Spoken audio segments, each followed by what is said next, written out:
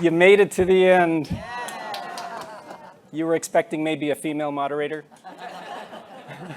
Maybe a little bit. And it's funny, I started, right, on Wednesday, first session with Richard Reeves of Boys and Men. And I get to end with Fearless Women. Elizabeth, this is not your first time here. I left her stack of books because they were too heavy to carry, but I met Elizabeth the first time about 6 years ago. She was out here to talk about the Tubman Command. No, not the Tubman Command, but the Hamilton Affair and Hello Girls, but both. She had both because she had the little squirt gun, remember? That was late. We had a duel. Yeah. I think that was a later one. I think that was a later one. Sorry, I'm so sorry. I forgot. I'm supposed to be doing this. And then you came back with the Tubman Command a couple of years ago. And so this is like actually her fourth book that she's talking about. And in so many ways, it's the most ambitious project because the other ones seem to me like they're specific group, person or individual in a specific moment in time. But this spans centuries and you cover a whole array of fascinating people. And the funny thing about it is that it's not my field. That's a history geek word for saying I didn't specialize in, for example, women's history in college or in graduate school or anything else. It really comes after a long career writing about U.S. foreign policy. I know you're like, what? How'd that happen? But I just felt it was time. It seemed like an important book to write for our times so that we can understand how we got here. Because if we don't understand how we got anywhere, we don't understand how we can keep going forward. It's easy to get derailed. It's easy to make a U-turn. It's easy to lose any right that you take for granted. Richard was talking about all these ways men and boys are falling apart and or falling behind. And if you go back a couple hundred years, we don't take the advances of women for granted at all. This is recently won, really, in the grand spectrum of things. But I'd like you to talk first about the two terms that are driving the beginning of the book, right? Feminism and patriotism. So by the way, just a segue, tiny aside, I want you to know that I requested Koile to be my moderator. Well, thanks. And I was met with a little bit like, well, maybe we should have a woman do it. I'm like, excuse me? First of all, Koi is a feminist, and secondly, he's such a terrific moderator. And a message of the book is that we're all in this together. This is for men, this is for children, this is for women, of course. But so I'm very honored to appear with Koile. I know you're here to see him mostly, and me too, but that's okay. So your question was the two terms, feminism and patriotism. Well, I got a little pushback from my editors. We're like, we can't, it's very hard to sell a book with feminism in the title, and certainly not to anybody who wants patriotism in the title. And I'm like, I'm not playing that capture the flag game. That flag belongs to all of us, not just to the patriot boys, but to patriotic women. And I do know, I didn't know quite until I went to research the book, you don't know if you can have democracy without feminism. But I can tell you historically that we never have. Feminism is born in the American Revolution, and it's first instituted institutionally in the American Revolution. So it's one of the most patriotic quests, fueled by patriotic women of all backgrounds. And so it's a lovely story. I was just listening to Barry Weiss and Brett Stevens and Emma blank. I'm drawing a blank. Emma, help me out. Blankstein.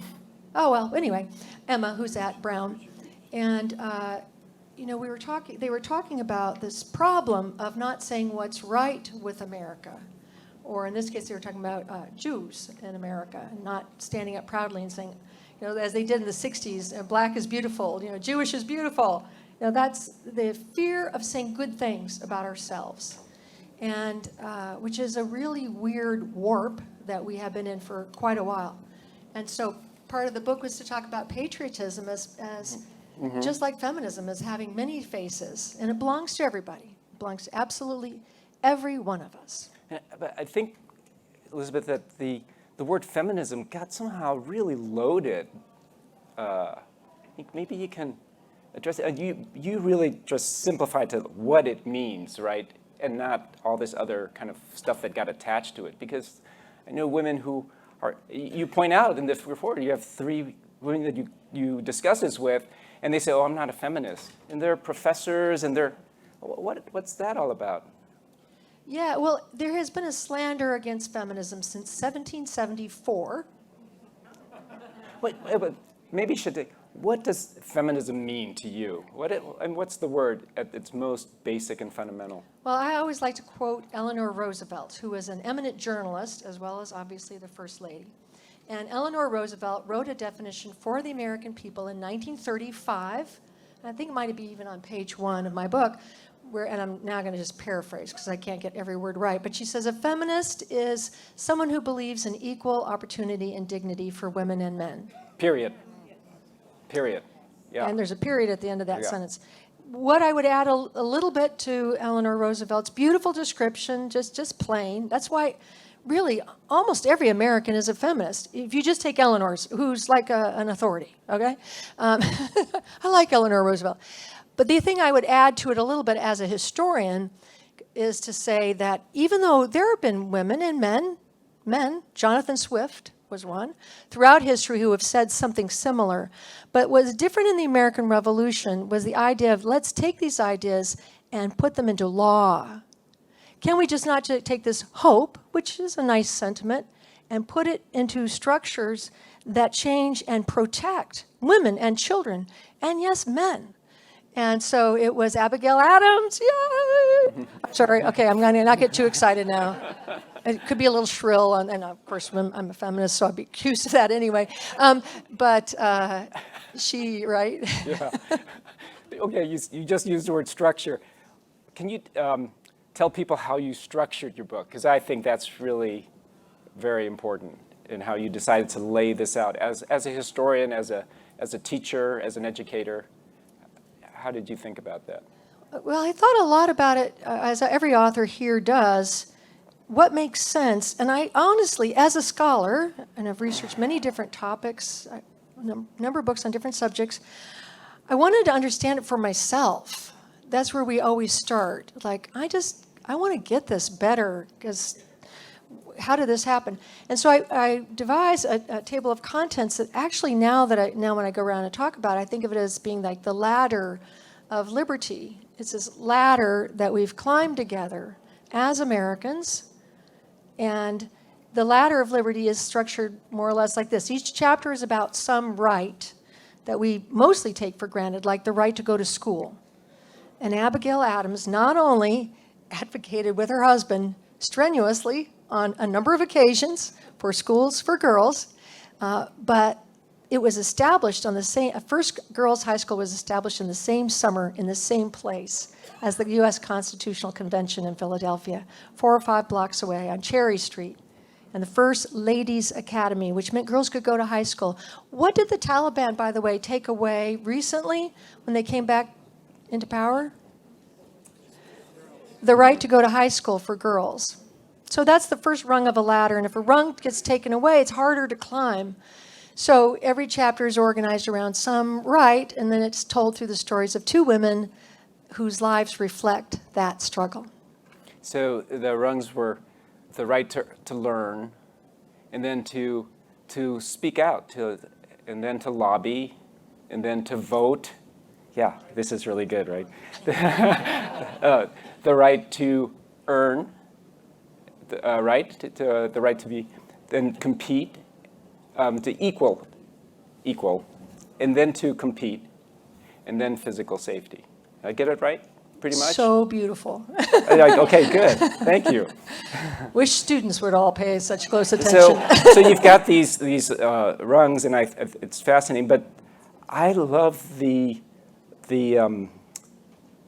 pair that you chose. And so there are 2 women there, and in each chapter there's 2 main characters. Can you tell us about that? Well, I'm also a novelist. And there is a very bright, hard, firm line between history and writing novels. But there's a skill that comes from working in different genres. And one of the skills I really enjoy developing is to make something come alive. To me, the job of a historian is to get the dead to stand up and walk. And so what I did in this book is that I looked at, in every chapter has two people. One is the person I think of as being kind of the face of feminism. Now, this is often a woman whose own life is perfectly delightful and whose husband is a total sweetheart, or maybe doesn't marry, like Susan B. Anthony, but has just a rich life with men in her life, who was proposed marriage to 3 times, by the way. I don't want you to ever think that Susan B. Anthony couldn't have been married. She chose not to be. And so there's one person who's just kind of an upstanding citizen, if you will, and like an Eleanor Roosevelt. Although in that chapter, it's Frances Perkins, who was the first Secretary of Labor, first woman to sit in a presidential cabinet. And the other person is, I think of myself as being the why we care person. Because it's often hard for people to understand why feminism is important. They would say, well, you know, what are you complaining about? Look, you've got this and you've got that and you've got a nice home. You know, did you break your fingernail again? You know, kind of thing. And so every chapter has somebody who will help you understand what it might be like to live in an era where you don't have all these elemental rights. So if you don't mind, I'll jump ahead because I said something about Abigail Adams. Be okay if I say something about Abigail Bailey now? It's your session. It's my session. I don't know, I came to hear you. Paired with Abigail Adams, who was her first lady, who was a diplomat in France with her husband. I mean, just a wonderful life. Although she lost a child, because women lost children all the time back then. If you gave birth and survived yourself, the chances of your child surviving were sometimes about 50-50. So there were a variety of hazards to being a mom. But she was paired with Abigail Bailey. And Abigail Bailey was a mother of 17, a couple sets of twins. And her husband was an esteemed veteran of the American Revolution, made it to major in the American Revolution. And he was also a pedophile and a predator. So she lived in an era where if she had divorced this man, he gets all the children. Because when you give your husband a child, you actually give your husband the child. Your children don't belong to you at all. And had she divorced him, he would have had all of their daughters, including the one who he preyed upon, and all her sons. So then it's her story. And I'm telling you, it's quite a story. It involves horses, it involves raging floods, it involves smallpox, all the typical colonial subjects. But it involves this woman who's just trying to save her children and herself from a man who abused her too. But that doesn't count for her. What counts is the kids. It was shocking to me when I read this, how she actually had no legal rights at all. She was a non-entity legally. There's nothing that he could abuse her, he could beat her, he could turn her out. And you say, well, go get a lawyer. There's no law to protect. Right, Woman. and she did seek a lawyer, and the lawyer said, I'm sorry, there's no law that protects you. Your husband has complete right to all of the children, and I wish I could help you. He gave her an idea, basically, womanly wiles. She played a trick on somebody who was helping her husband. I won't go too far into that, but yeah, there are no rights. And so if a woman had a lovely husband, as Abigail Adams did, well, he still would send her books or not, depending on whether he thought they were suitable for her to read. But he was a great husband in most respects, and certainly for his time. But what if you didn't have that guy? What if you didn't have that guy? Has anybody ever here married the wrong person? Maybe. I don't know. Maybe nobody has. Okay, awesome. Keep your hand down. Sorry. It can go the other way, too. A man can say, I did marry the wrong woman. But the point is that if you have no recourse, if you give up literally every right, you own no property. Susan B. Anthony didn't own her underwear. We know this because it was on her father's bankruptcy estate list. You know, with bankruptcy, you have to list all your assets, including your daughter's underwear. So Abigail Adams did not own a dress. because her husband owned her dresses. Can we just get off ladies' underwear for a second? So I think this is actually where I was really so impressed with the power of your scholarship. So I have to say, a few years ago, my wife and I traveled to Myanmar, and we go to this place called Bagan, right? And I don't know if anybody of you have been Bagan, but there's these open fields, and they're dotted with these stone temples. And all you see are just these stone temples. You're like, wow, this is such a strange thing. And then you realize, no, 1,000 years ago, there were homes and everything, but everything's blown away. Everything that's not made out of stone is gone. So you just, and I think of history in some way that we've left with Benjamin Franklin and Thomas. These are our stone temples. And so now you're telling the story of women who, at that time, didn't have the right to go to school, so they couldn't really write memoirs necessarily, or there were very few who write. And if they wrote them, nobody's going to read them or publish it. And so how do you excavate as a historian? How do you find this archaeologic dig and recreate this people? That's, to me, that was some kind of dark magic that you had in this book.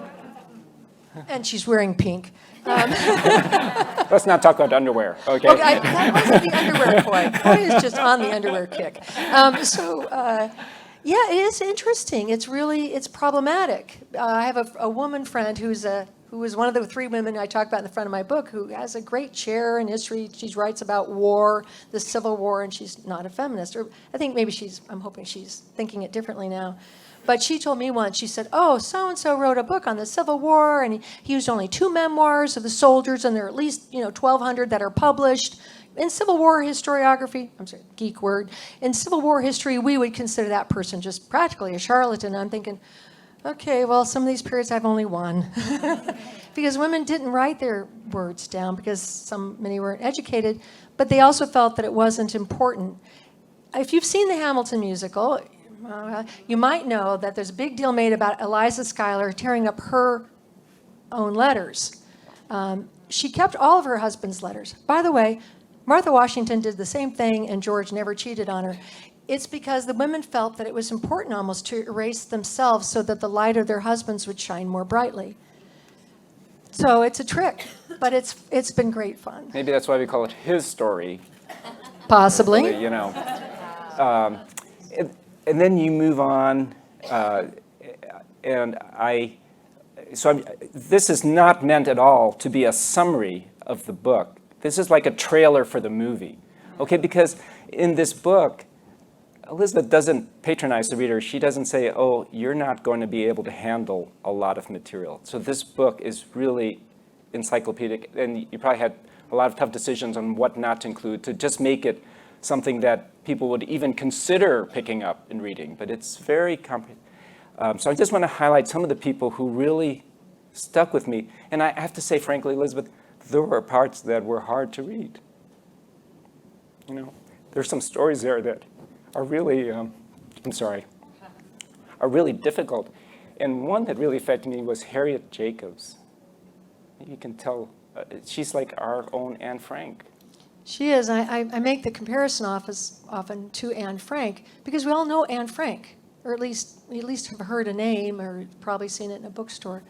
Harriet Jacobs, who was enslaved, so it was against the law for her to learn how to read, certainly how to write, but she had a woman who owned her, who had a good heart and who taught her to read. I want to make the story too long. She was sold. She was sold. Can you imagine being sold? Just think about being sold. So she was sold to a family, and actually it was again, another complicated story, but it was a man who was a predator and had many, many children with other black women who he owned. And she wanted to escape, and she had a couple of children, again, deeper into the story. But she knew that he would never stop coming after her, and that he would then use her children to get her to comply. You torture my children, I'll do anything. So what she does is she runs away, and this is the parallel with Anne Frank, is that she hides in an attic, her grandmother's attic, it's a long story, for 7 years.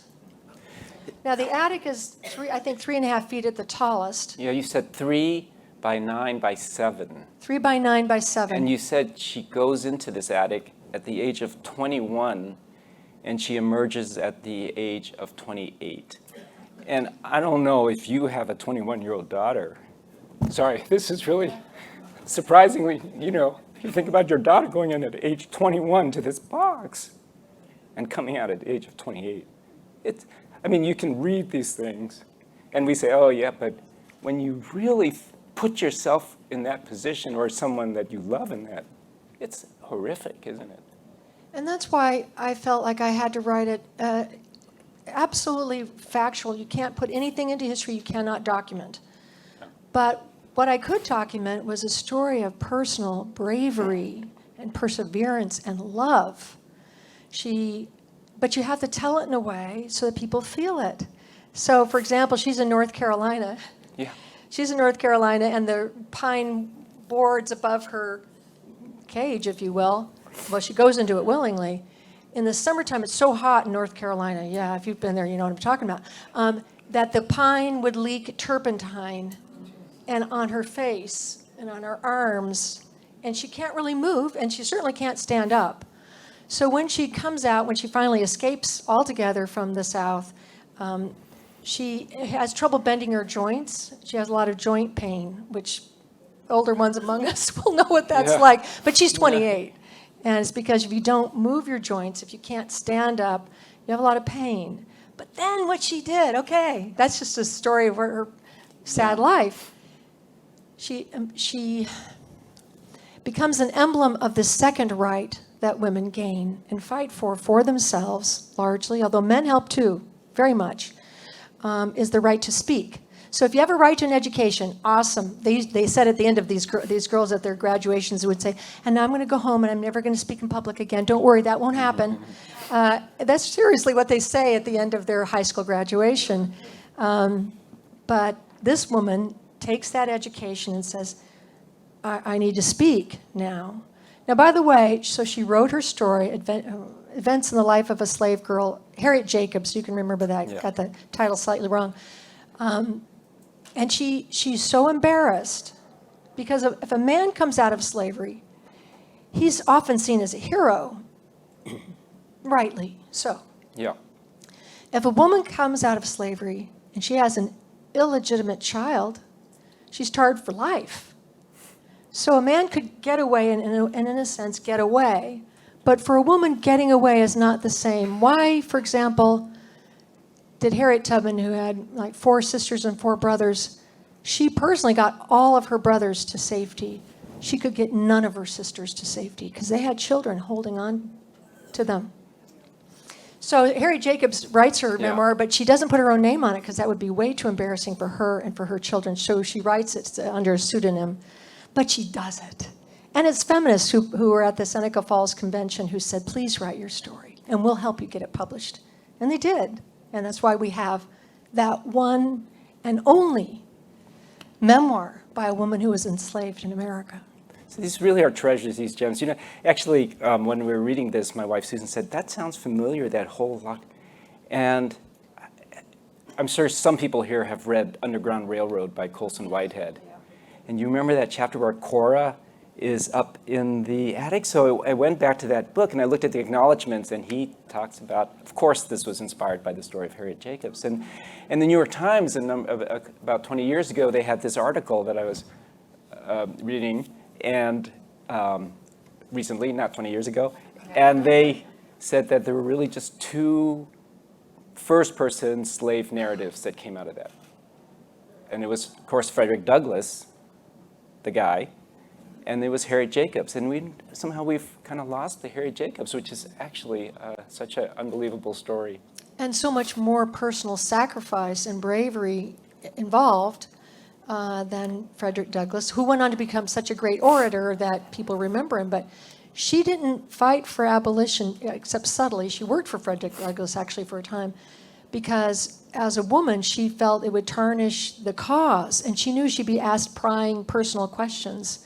And she'd have to explain who these kids were. And she didn't put her name on the book, partly because she didn't want her kids to be singled out afterwards. So the right to speak is a very precious right that some women fought for us, and we need to do them the honor of at least thanking them for that. So I have to be so careful I don't never interrupt you, because then people are like, oh, there he goes. But and we have other people to cover. But the nice thing about Harry Jacobs is she got a great happy ending, because her book actually sold. She became a philanthropist. She created schools to educate runaways. She created orphanages, and her daughter took up this work. And she and her daughter and the brother are now buried in the Mount Auburn Cemetery, close to where we lived for a long time, in between Cambridge and Watertown in Massachusetts. So we love a happy. Thank goodness we do have a happy ending here. I think that all of these stories mostly had a happy ending. I'm forgetting them. Well, it depends what you mean by happy. Like they lived. That's awesome. And another story that really affected me is the story that tells us what a husband could do to a wife if he didn't really like her. And instead of saying, my crazy wife, he could act on that statement. You want to talk about? Sure. Elizabeth Packard was her name. And Elizabeth Packard was responsible. She became a lobbyist for what are called the Packard Laws, which were the first laws to protect the rights of mental health patients. It's our first patient advocate in the United States history is Elizabeth Packard, who you've never heard of. I'm pretty much assuming that's likely anyway. So this was a period of time where any husband could say, my wife, she's just crazy, and take her to an asylum and check her in and walk away for life. That's it. For life. Nothing. No due process. And they had due process rules for men. So the wife can't say, my husband's crazy. You could say that, and then there would be a hearing and all this stuff. For the wife, no. You just go, drop her off. And she's incarcerated for life, or until the husband changes his mind. And so this is just this crazy story. I love her, by the way. So I think they have a lot of happy endings. I do try.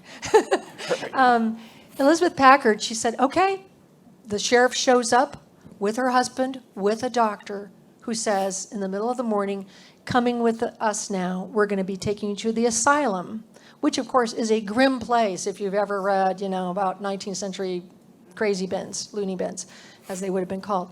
So she says, okay, you got the law on your side. I have nothing I can do, but I will not walk. I will not walk to that carriage, and I will not get off the railroad, and I will not walk to my cell.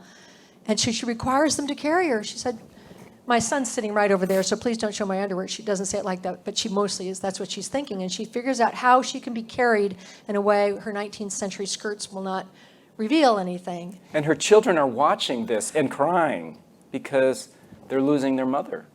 And the youngest is 2 or 18 months. And this was over a disagreement about a theological discussion, because her husband is a preacher.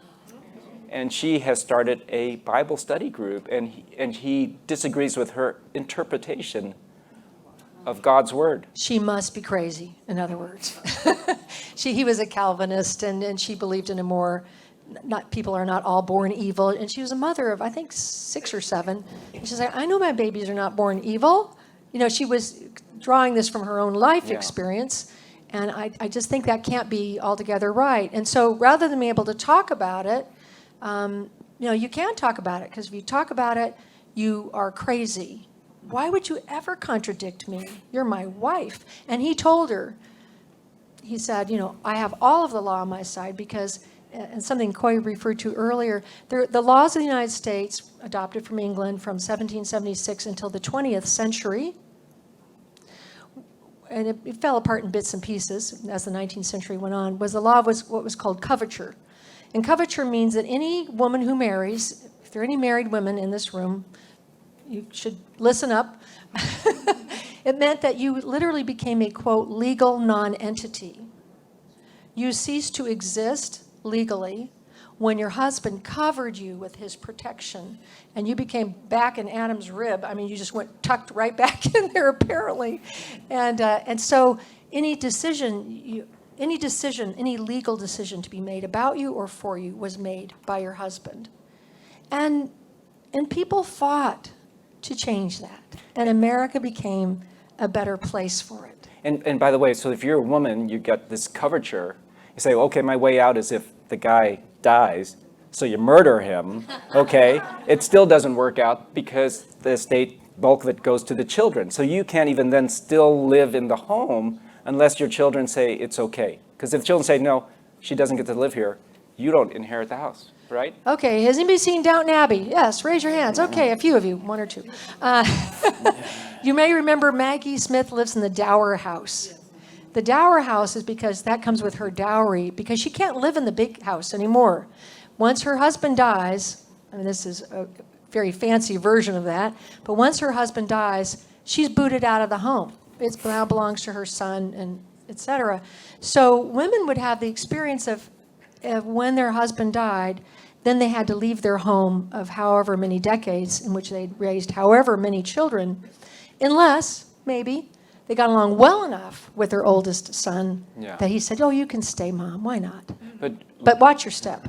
But we should say that Packard also had it happy, because she was an amazing advocate. She did get out, and she was a tremendous advocate for the rights, and she got laws changed. Oh, yes. And that kind of impacted our nation's history. Well, so, for example, one of the women who was committed to the loony bin, if you just indulge me in that bad term, was Mary Todd Lincoln.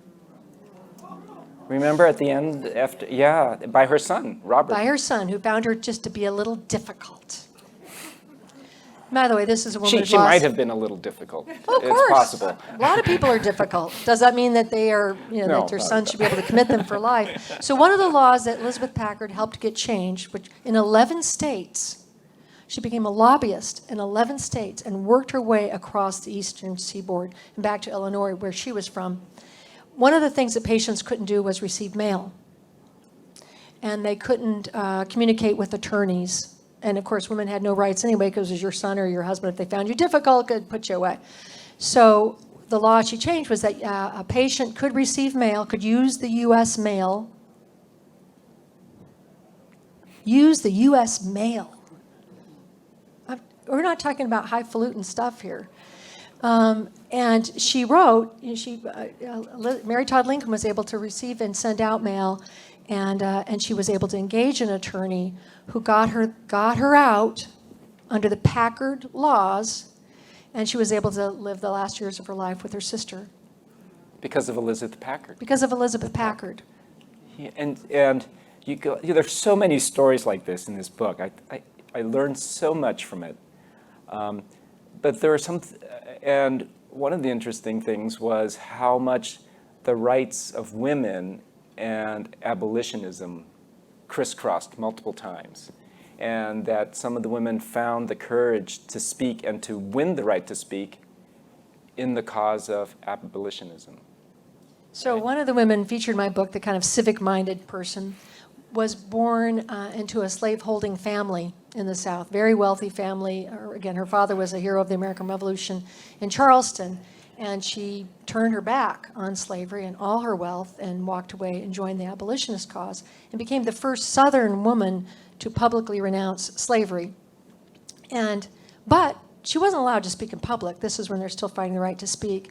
And in fact, the last speech she gives in the cause of abolition, why is it the last? Well, because she gets married and she knows a married woman really should not speak in public, which means I'm doubly doomed here. But the mob surrounds this beautiful new building that she spoke in and burns it to the ground. Not over abolitionism, but dare a woman speak in public. By the way, Woodrow Wilson later said, he said, it always gave me such a chilled, scandalized feeling when I saw a woman speaking in public. Like you're doing just something so gross. So women were very prominent in abolitionism. Feminists were actually very prominent in abolitionists, partly because they realized I can't speak because I'm a woman. And as Angelina Grimke said, are women not citizens? Yeah. I think she said that her investigation into the rights of slaves, she said, it was my investigation into the rights of slaves that led me to a better understanding of my own. So you can see the synergy there. But then, ironically, the rights of women to own property was expanded, crisscrossed in dark ways as well as light. You went in and out of the shadows, I guess, is the way to think of it. And I think really good history does that. All of our great historians, if you know, the people you've seen here, it's not just a story of upward progress or of downward progress. One of my personal beefs with a lot of historians today is a pessimism bias, which I think is just a bias. One should always be cautious against one's own biases. People are loath to tell the good American story. Bye to a new friend. This is a story with, yes, it is true. Women's property rights were expanded first, but women couldn't own anything, right? They were expanded first, married women, in the South. That's because men would like gamble or lose whatever, and then the whole family slaves, which came to him through his wife, would be lost. So men had a fair share in helping women get property rights. Now, by the way, some for that reason and some for entirely noble reasons as well. So it happened all across the country, but Coy is absolutely right. These things are all wound together. And you also embrace the nuance in that, it's just like, it's not just a story of like, well, women are fighting for this against men.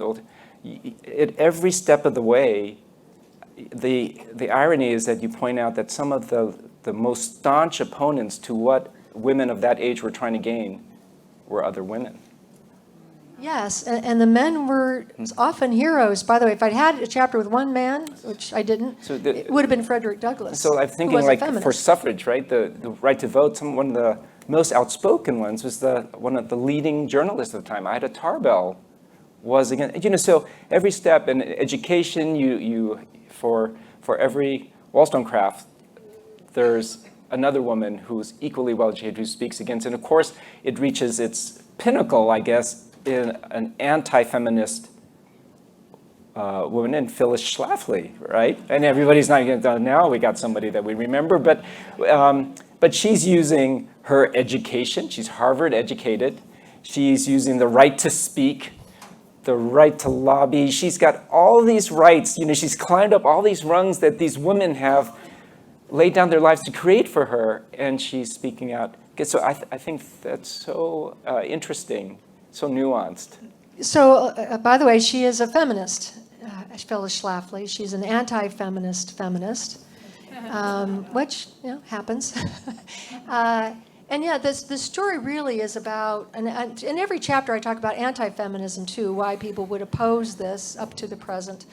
And I found often that women who had themselves benefited from feminism were among the first to denounce any further reform. By the way, they all stood on like, it's so great to have an education. And I really like lobbying Congress. Phyllis Schlafly ran for Congress twice. But it's among these anti-feminists historically, and there are a number of them, I don't just pick on Phyllis Schlafly at all, who in some ways is a great hero. I know, tough. Get two minds in your thought at the same time, don't boot one out. So she becomes a great advocate for women in the Republican Party. And she says, and I got tons of great quotes.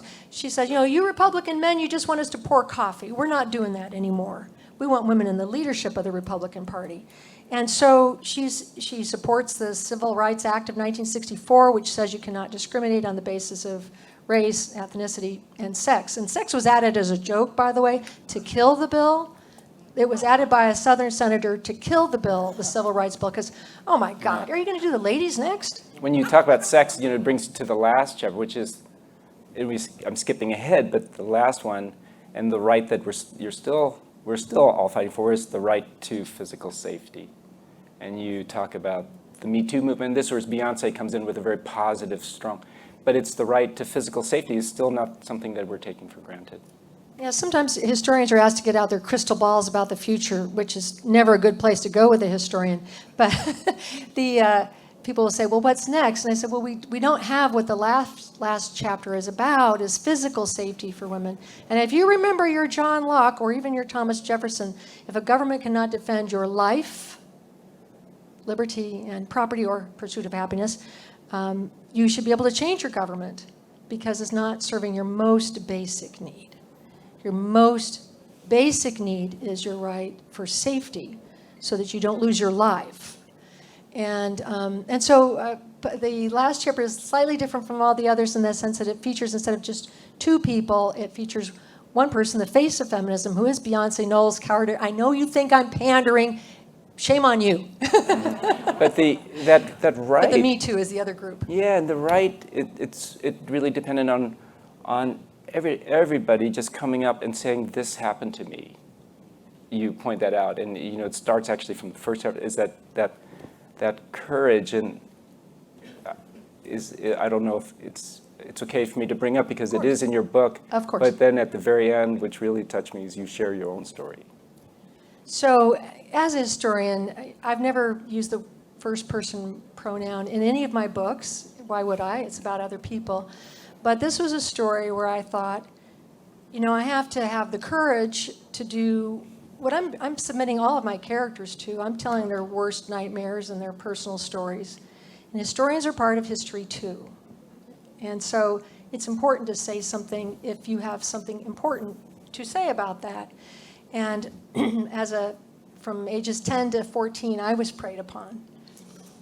And so I left home at 14. I just want you to know that, can I say a little bit about it? But she told adults, nobody did anything. You left with your home with your sister, and what happened? So people got put in jail for this. Who got put in jail? Elizabeth and her sister got put in jail. And you spent several days, your sister spent months there, got it in your fort. But the amazing thing is the resilience, because she gets involved in a lot of movements, but she makes her way to college, Elizabeth does, and she becomes not only a scholar in college, but also an activist. And she is not just like putting up leaflets and activist. She is like the activist on steroids, and she gets honored as one of the most influential young people in the world. She wins this thing called a Rockefeller. Can we play some in the back? Can you play something for me? He didn't tell me about this part. Can we bring it up? Cobbs. Later today, she's going to receive the $10,000 John D. Rockefeller International Youth Award, and I'll quote, in recognition of her success in providing imaginative and dedicated leadership to programs in Southern California that are helping troubled young people develop faith in themselves. Do you think many troubled kids would be better off if they were not at home? I think sometimes that's really essential. It's really necessary. So many social service programs, their whole aim is to bring the family back together, which it's wonderful if you can, but not at the price of a person's life, or not at the price of endangering them even further. Do you think that kids should be given more responsibility in the institutions that have such an impact on their lives? I really think so, because I think that we tend to expect young people to be responsible when we really don't give them the opportunities for learning responsibility. I think young people should have democratic input into all of the institutions which affect their lives, from the Department of Probation and Parole to the church. I think that we can't really expect young people to feel a part of society and to feel like that they want to contribute creatively to it unless they have a real role. And that is, in effect, I guess, what you want to dedicate your life to. It seems to me very important that when a person or a family has a problem like abuse within it, that unless people are able to acknowledge that fact, they'll never be able to overcome it and ever really be reconciled in a good way. In other words, if a person is, say, an alcoholic, they need to face up to that fact before they can move beyond that fact. You are now in college, a straight-A student in journalism. Your resume, I could spend forever. Lisa Cobbs, a self-made woman. Congratulations, and thank you for being with us. We'll be back. So you recognize Jane Pauley, of course. And so I have to tell you, okay, Elizabeth then graduates top from there. She goes to Stanford, she gets into Stanford, and she gets a PhD in history from Stanford. She writes a thesis, because that's what you gotta do when you get a PhD. Her thesis gets recognized as the top history dissertation in the entire country.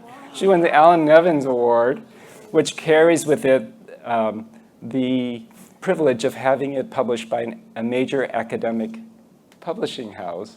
And, you know, I'm thinking of the first talk, we were talking about Angela Duckworth and resilience, and I'm thinking, oh, this whole grit scale, you know, of zest and curiosity and optimism and grit and gratitude and social intelligence and self-control, and these are the predictors of success. And I have to say,